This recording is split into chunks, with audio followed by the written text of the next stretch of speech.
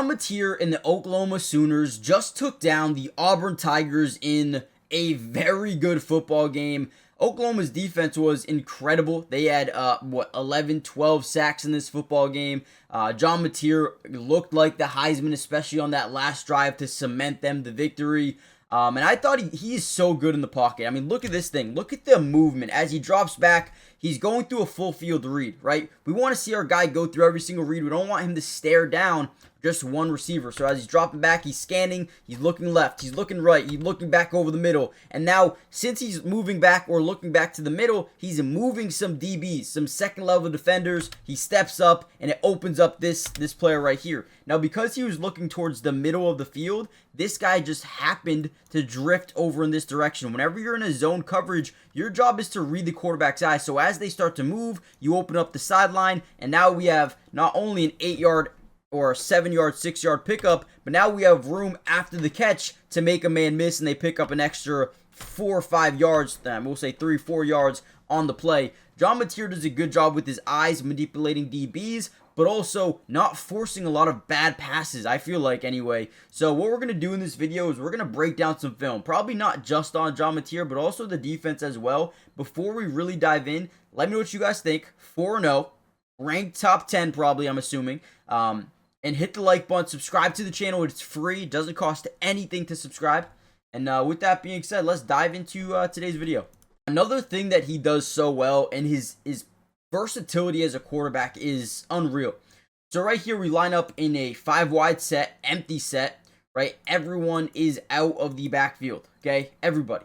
Now, the reason we do this is because we want to spread out this defense. First thing we notice is Auburn has no high safeties over the top. Usually means you'll get a one-on-one ball, but because it's 4th and 1 in territory, if this was 3rd and 1 right here, they would probably chuck this thing up in a one-on-one opportunity, right? Auburn did a good job not giving them that opportunity pretty much at all in this game. They didn't have too many one-on-ones. They did have one fade. But here we go. As we pre-snap motion, we get one less defender rotating. Because it's man coverage, he's rotating this way, so he rotates with them. Now, we're just powering off to the left because this defender's gone, because he's moving. We know we have one less defender, and they're already overloading that side of the field anyway, because the tight end's over here, right? They're overloading the strong side.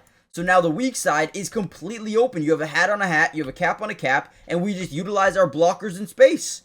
Great job, and that positional versatility is what makes John Mateer one of the best football or best quarterbacks in football right now, at least at the college level. But dude, that versatility is huge for them.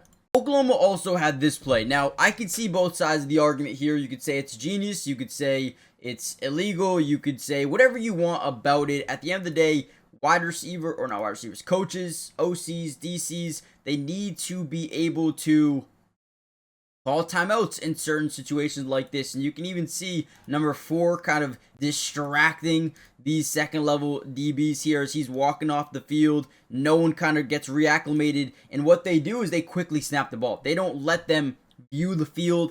It is what it is, right? Nobody really knows besides Oklahoma. And then, boom, they're going to snap the ball very quickly here. Once everyone's set, boom. And then wide open. You're going to see number 4 just start celebrating, right? Yeah, we beat you. I distracted you. No one knows where he is. Wide open. Touchdown. But as Oklahoma fans, I want to hear from you guys. What do you think about this play? And be honest, right? Do you think this is fair? Do you think this is completely fair? It's just, hey, be smarter, right? Or is it like, okay, maybe that's a little bit of a cheap shot? What do you guys feel about this? Because I'm genuinely curious about what you guys have to say. Very interesting.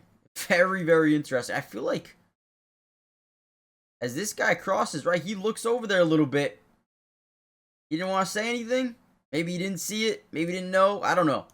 Let me know what you guys think about this play overall, man. I mean, that is unreal. Another great read by John Mateer. We're going to get this clear route up to the top side. We're going to get this crosser over the middle of the field here. I believe we actually might cross face of this linebacker. But you're going to see number 17 on this side of the field is going to turn around and kind of shadow and double this route to the top side. But what that does is it opens up the entire middle of the field. So as John Mateer drops back in this pocket, he's going to quickly read that left side, right? Quickly.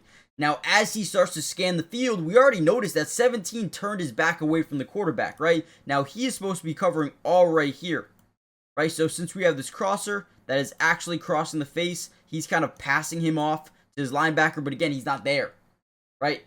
He quickly doubled, but he's supposed to get back quickly.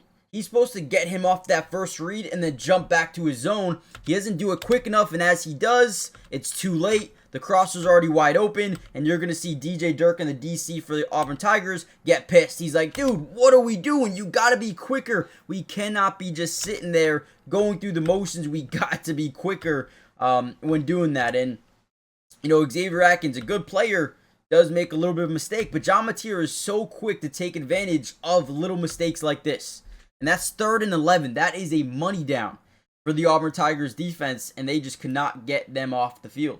Football season is officially back, and I am pairing up with ProfitX, one of my favorite sites to use, especially for college football. I mean, they are the #1 sports prediction market. It's a peer-to-peer sports prediction market where users can play against other users instead of that sports book versus the house. You almost always get the line that you want, the best price on any spread, money line, total, player prop, anything, right? Since you're playing against other people and not just the book. The best thing about ProfitX is it feels and looks just like a sports book with just better odds, right? You can create your own odds, you can create your own lines. It is so refreshing to have an app like this exist. And if you use my promo code, the best thing about it, right? If you use my promo code MattyDubs, you can claim up to $200 in profit cash on all plays for the first 30 days playing on the site. Terms and conditions apply. Again, one more time, if you use my link in the description, sign up today for up to $200 in profit cash back. Use code MattyDubs when signing up, or download the ProfitX app, right, and get this free $200 in profit cash as well. They have MLB, NFL, college football, anything. Again, they're going to give you the best odds in this space, and you can do what you want with that, man. Go check it out if you haven't already done so. Again, link in the description. Let's get back to the video. This right here was an amazing throw. We're just going to get behind the second level of this defense, trying to get up those seams early. Now, they ran this play earlier in the game, and it just wasn't open. We do kind of chip off the snap, and again, you can make contact within the first 5 yards, so that doesn't really matter. But as we drop back here, you're going to see the tight end, right? He gets behind. He doesn't cross face. He gets behind the second level of this defense. That's all we're trying to do here, is get behind that second level, and as we do that, he perfectly throws his ball right over the linebackers. Now, what's crazy about this, and I showed this, if you want to watch the main video that came out yesterday, or Saturday, I don't know when I'm dropping this video is, but you're going to see his head starts to turn to this direction. Now, what he's doing is trying to move this linebacker just one step this way as we get that way. Okay, if that makes any sense. So he looks right, linebacker, you see right there, jumped over to the right just enough for him to hit him over the top. Great ball. This has to be a perfect throw, by the way, because if you underthrow it, it's a pick. If you overthrow it, it's a pick. You have to put it in the perfect placement, and he did. He did exactly that, man. Another good read, and this was the Heisman drive. At least in my opinion, this was the drive that he cemented himself as a Heisman, front runner for Heisman. So essentially, all we're doing on this play is reading who's got who's got the inside guy. If it's this guy, if he has the inside, we have so much space and leverage already that once we drop back in the pocket, we see 24 kind of stay to the sticks, right? Staying to the outside. Look at how much off coverage we have here. And look at, he's looking to the right side of the field. He scans and he fires. Great job. I mean, this dude is so instinctual. It's unbelievable.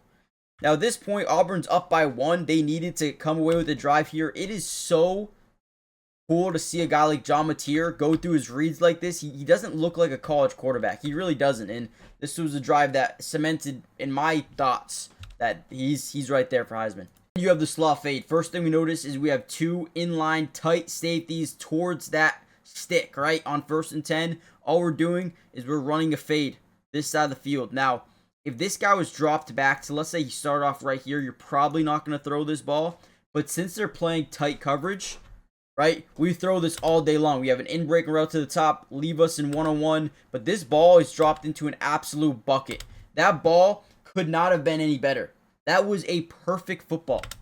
Right, and there was some controversy about this one as well. He ends up coming away with the catch, right, and they call it a completion. This was unreal. Unreal. Dropped into a bucket by John Mateer. I have nothing more to say about it. It's a dime. Okay, they call it a catch, and then they get first and goal. He drops back, QB power. We try to get them overload that left side of the box, and that's exactly what they do. No one can disengage. Looking for up here. Great blocking. No one can make the tackle. Just overload that left side, right? And go. Telling you, man, John Mateer is that guy. They end up going up by 5, getting a safety, and then winning the game by 7? Or wait, was it 8? Might have been 8. No, it was 7. It was 7. But yeah. 24-17, big win by Oklahoma, but I think Auburn is the real deal. I think they're a good football team, and I think this game kind of showcased it.